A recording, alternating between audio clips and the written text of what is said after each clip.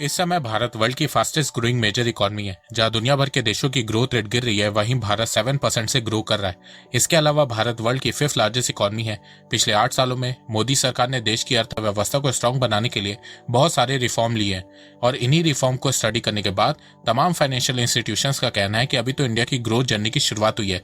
Experts का कहना है कि अगर भारत इसी हिसाब से ग्रो करता रहता है तो 2027 तक दुनिया की तीसरी सबसे बड़ी अर्थव्यवस्था बन जाएगा और साथ में 2030-32 तक $10 ट्रिलियन की इकॉनमी बन जाएगा और एक इकोनॉमिक पावर हाउस होगा।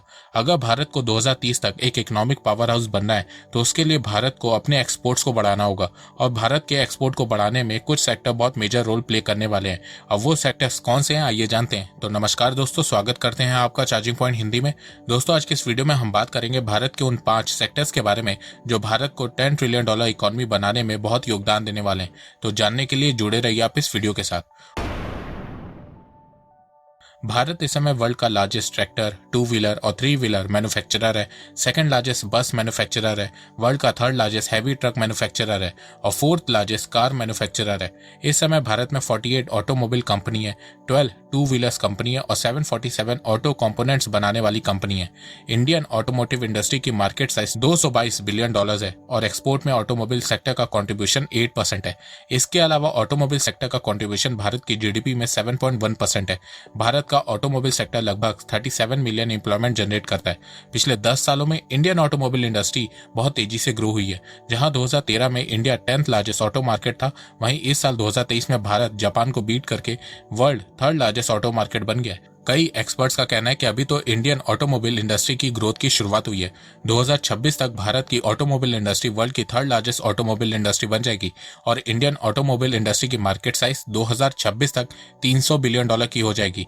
The international energy agency IEA ने बताया कि दूसरे देशों के मुकाबले अभी भारत में बहुत कम लोगों के पास कार है, पर जिस तरीके से भारत की इकोनॉमी ग्रो हो रही है, इंफ्रास्ट्रक्चर स्ट्रांग हो रहा है, भारत में लोगों की इनकम बढ़ रही है, तो इन सब रीजन के चलते आने वाले कुछ सालों में भारत में कार्स के नंबर बहुत तेजी से बढ़ेंगे। अभी इस समय भारत में पर 1000 इंडिविजुअल में सिर्फ 22 लोगों के पास कार है, पर IEA ने अनुमान लगाया कि 2030 तक पर 1000 इंडिविजुअल में से 70 लोगों के पास कार होगी और नेक्स्ट 2 डिकेड मतलब कि अगले 20 सालों में भारत में पर 1000 इंडिविजुअल्स में से 175 लोगों के पास कार होगी। तो आने वाले 20 सालों में भारत का ऑटोमोबाइल मार्केट बहुत तेजी से बढ़ने वाला है, जिसके चलते भारत का ऑटोमोबाइल सेक्टर भी बहुत तेजी से ग्रो होने वाला है। इसके अलावा भारत अब इलेक्ट्रिक व्हीकल पे भी बहुत ज्यादा ध्यान दे रहा है। भारत को जम्मू में $3 ट्रिलियन का लिथियम का जैकपॉट मिल गया है, जिसके चलते भारत की इलेक्ट्रिक व्हीकल इंडस्ट्री भी बहुत तेजी से ग्रो होने वाली है। इसी चीज को देखते हुए एक अनुमान लगाया गया है कि 2025 तक भारत का इलेक्ट्रिक व्हीकल मार्केट 50,000 करोड़ लगभग $7 बिलियन का होगा।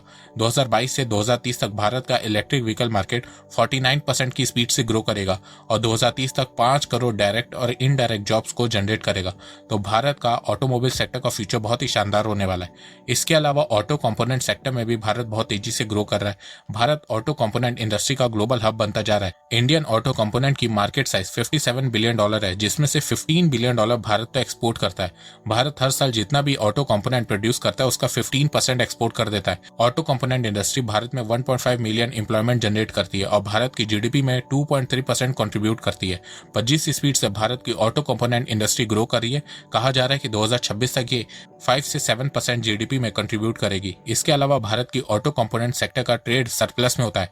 फाइनेंशियल ईयर 2022 में भारत की ऑटो कंपोनेंट सेक्टर ने इंपोर्ट के मुकाबले $700 मिलियन ज्यादा एक्सपोर्ट किया था।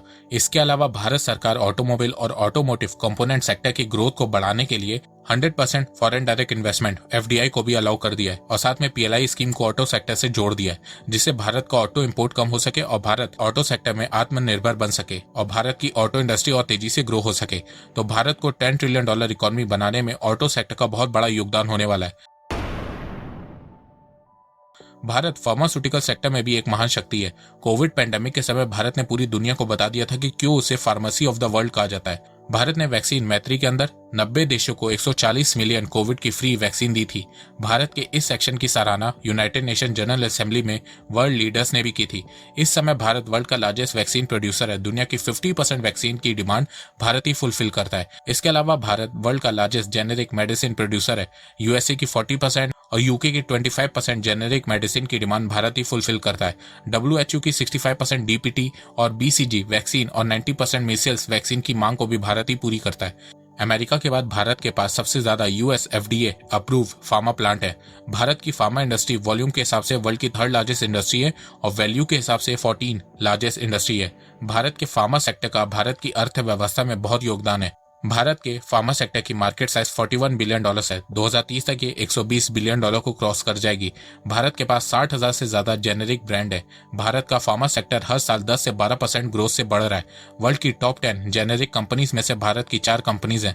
भारत में 3,000 फार्मा कंपनीज हैं और उनके 10,500 से ज्यादा मैन्युफैक्चरिंग फैसिलिटीज है। फाइनेंशियल ईयर 2022 में भारत की फार्मास्यूटिकल इंडस्ट्री ने $15.81 बिलियन का ट्रेड सरप्लस जनरेट किया था। भारत फार्मा सेक्टर में इंपोर्ट से ज्यादा एक्सपोर्ट करता है। फाइनेंशियल ईयर 2022 में भारत ने $24.6 बिलियन का फार्मा एक्सपोर्ट किया था। तो देखा जाए भारत की फार्मा इंडस्ट्री कोई छोटी मोटी इंडस्ट्री नहीं है और कई मामलों में भारत की pharma industry China, Japan, USA, European देशों से भी बहुत आगे है और इन्हीं सब खूबियों के चलते भारत को फार्मेसी ऑफ द वर्ल्ड कहा जाता है। पर भारत के फार्मा सेक्टर में कुछ खामियां भी हैं जिसे भारत सरकार दूर करने में लगी हुई है। जैसे कि Bharat API active pharmaceutical ingredient और मेडिकल डिवाइसेस के मामले में बहुत पीछे है। भारत 70% एपीआई और 80% मेडिकल डिवाइसेस इंपोर्ट करता है।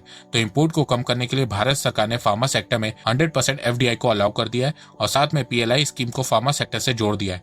अब जो भी कंपनी भारत में क्रिटिकल एपीआई और मेडिकल डिवाइसेस बनाएगी उन कंपनीज को आने वाले 5 सालों में भारत सरकार 15,000 करोड़ रुपए का इंसेंटिव देगी।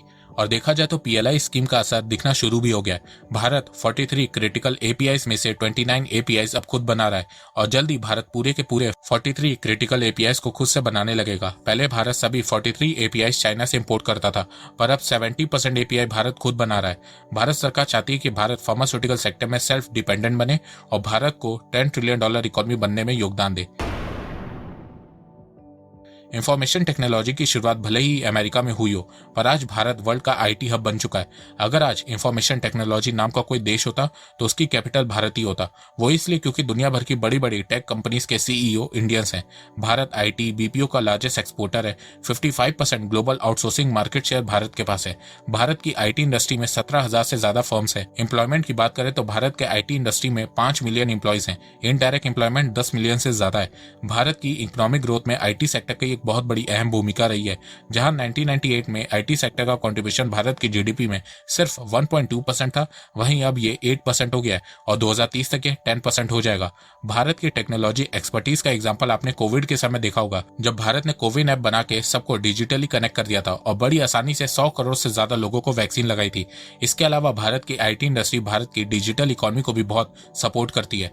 यूपीआई जैसा पेमेंट सिस्टम आज किसी भी देश के पास नहीं है।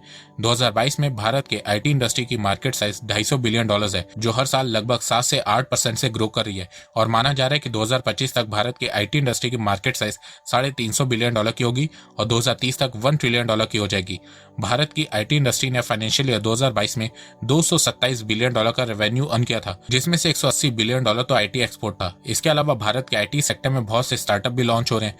World largest tech startup hub के मामले में भारत 3rd नंबर पे है। भारत के आईटी सेक्टर में सबसे ज्यादा एफडीआई आता है। 2020 से 2022 तक भारत के आईटी सेक्टर में $90 बिलियन का एफडीआई आ चुका है। तो फ्यूचर में भारत का आईटी सेक्टर बहुत तेजी से ग्रो करने वाला है और इंडियन इकोनॉमी को $10 ट्रिलियन इकोनॉमी बनाने में भी बहुत हेल्प करने वाला है। जब भी इलेक्ट्रॉनिक मैन्युफैक्चरिंग की बात होती है तब हमारे दिमाग में China, Japan, south Korea, Taiwan जैसे देश सामने आने लगते हैं। एशियाई रीजन में बहुत से देशों ने अपनी अर्थव्यवस्था को इलेक्ट्रॉनिक मैन्युफैक्चरिंग के दम पे मजबूत किया है और अब भारत भी यही करने की कोशिश में लगा हुआ है। भारत के इलेक्ट्रॉनिक इंडस्ट्री की मार्केट साइज $215 बिलियन की है और ये हर साल 16% से ग्रो हो रही है। 2025 तक भारत के इलेक्ट्रॉनिक इंडस्ट्री की मार्केट साइज $540 बिलियन की हो जाएगी। भारत की जीडीपी में इलेक्ट्रॉनिक सेक्टर का कंट्रीब्यूशन इस समय सिर्फ 3% है, पर आने वाले समय में ये 6 से 7% होने वाला है। भारत की इलेक्ट्रॉनिक इंडस्ट्री 13 मिलियन डायरेक्ट और इनडायरेक्ट एम्प्लॉयमेंट जनरेट करती है। पिछले 7 सालों में भारत में इलेक्ट्रॉनिक की मैन्युफैक्चरिंग बहुत तेजी से इंक्रीज हुई है।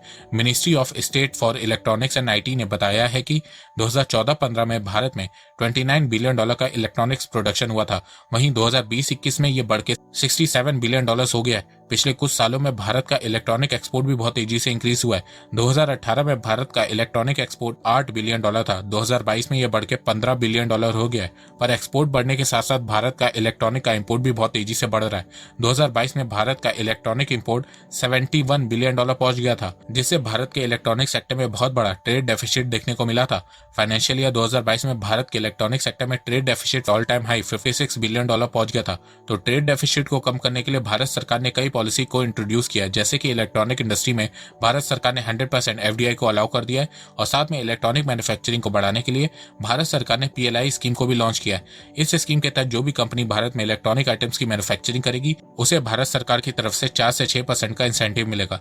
पीएलआई स्कीम के चलते पिछले 2 सालों में बहुत सी ग्लोबल इलेक्ट्रॉनिक कंपनी चाइना से अपना मैन्युफैक्चरिंग प्लांट भारत में शिफ्ट भी की है, जैसे कि सैमसंग, एप्पल, पेगाट्रॉन, वेस्ट्रॉन, फॉक्सकॉन इसका एग्जांपल है। जहां 2016-17 में भारत में 90,000 करोड़ रुपए की मोबाइल फोन की प्रोडक्शन होती थी और जिसमें से सिर्फ 1% एक्सपोर्ट होता था।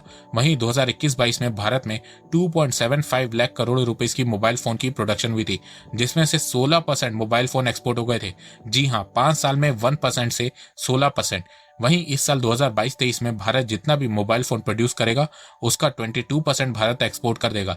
इसके अलावा भारत अब एक महीने में $1 बिलियन का स्मार्टफोन एक्सपोर्ट कर रहा है। तो देखा जाए जैसे जैसे भारत का इलेक्ट्रॉनिक सेक्टर ग्रो करेगा वैसे वैसे भारत तेजी से $10 ट्रिलियन इकोनॉमी के पास पहुंचेगा। भारत में टेक्सटाइल का उदय हजारों साल पहले हुआ था। भारत हैंडमेड टेक्सटाइल के मामले में बहुत आगे है। भारत दुनिया का नंबर 1 कॉटन प्रोड्यूसर कंट्री है, वर्ल्ड का 2nd जूट प्रोड्यूसर कंट्री है। भारत टेक्सटाइल का एक ह्यूज मार्केट है। भारत के टेक्सटाइल इंडस्ट्री की मार्केट साइज $152 बिलियन है और हर साल ये 12% से ग्रो कर रही है और 2026 तक ये $225 बिलियन की हो जाएगी। टेक्सटाइल इंडस्ट्री का भारत की जीडीपी में कंट्रीब्यूशन सिर्फ 2% है, पर भारत की टेक्सटाइल इंडस्ट्री में 45 मिलियन लोग डायरेक्ट और 65 मिलियन लोग इनडायरेक्ट काम करते हैं। भारत के एक्सपोर्ट में टेक्सटाइल इंडस्ट्री का कंट्रीब्यूशन 12% है। टेक्सटाइल एंड गारमेंट्स के एक्सपोर्ट के मामले में भारत ग्लोबली 5th पोजीशन पे आता है। फाइनेंशियल ईयर 2022 में भारत की टेक्सटाइल इंडस्ट्री ने $30 बिलियन का ट्रेड सरप्लस जनरेट किया था। भारत टेक्सटाइल सेक्टर में इंपोर्ट से ज्यादा एक्सपोर्ट करता है। फाइनेंशियल ईयर 2022 में भारत ने ऑल टाइम हाई $44.4 बिलियन का टेक्सटाइल एक्सपोर्ट किया था। जिस तरह से भारत का टेक्सटाइल एक्सपोर्ट बढ़ रहा है उससे उम्मीद लगाई जा रही है कि 2026 तक भारत $65 बिलियन का टेक्सटाइल एक्सपोर्ट करेगा और 2030 तक भारत $100 बिलियन का टेक्सटाइल एक्सपोर्ट करेगा। अब आप पूछोगे कि भारत का टेक्सटाइल एक्सपोर्ट कैसे बढ़ेगा, तो देखो भारत कई देशों के साथ FTA free trade agreement sign कर रहा है, जिसके चलते भारत के टेक्सटाइल प्रोडक्ट को ड्यूटी फ्री एक्सेस मिलेगा। जिस तरह चाइना, बांग्लादेश, वियतनाम को US, European Union, Canada, UK, UAE में ड्यूटी फ्री एक्सेस मिलता है, वही एक्सेस अब भारत भी चाह रहा है। इसके अलावा भारत सरकार टेक्सटाइल सेक्टर और उसके एक्सपोर्ट को बढ़ाने के लिए लगातार काम कर रही है। भारत सरकार ने टेक्सटाइल इंडस्ट्री में 10,500 करोड़ रुपए की पीएलआई स्कीम लॉन्च करी है। इस स्कीम के तहत जो भी textile firm 50 man made fibre और टेक्निकल टेक्सटाइल प्रोडक्ट जैसे कि जर्सी, पुलओवर, स्विमवेयर और विंड चीटर बनाएगी, उन फर्म्स को भारत सरकार 7 से 10% इंसेंटिव देगी। अब आप लोग सोच रहे होंगे कि भारत सरकार ने इन्हीं प्रोडक्ट को क्यों चूज किया है, तो देखो इन प्रोडक्ट का ग्लोबल मार्केट $222 बिलियन का है, जिसमें से भारत से $1.8 बिलियन एक्सपोर्ट करता है। वहीं बांग्लादेश $7.3 बिलियन और वियतनाम $14.8 बिलियन प्रोडक्ट एक्सपोर्ट करता है।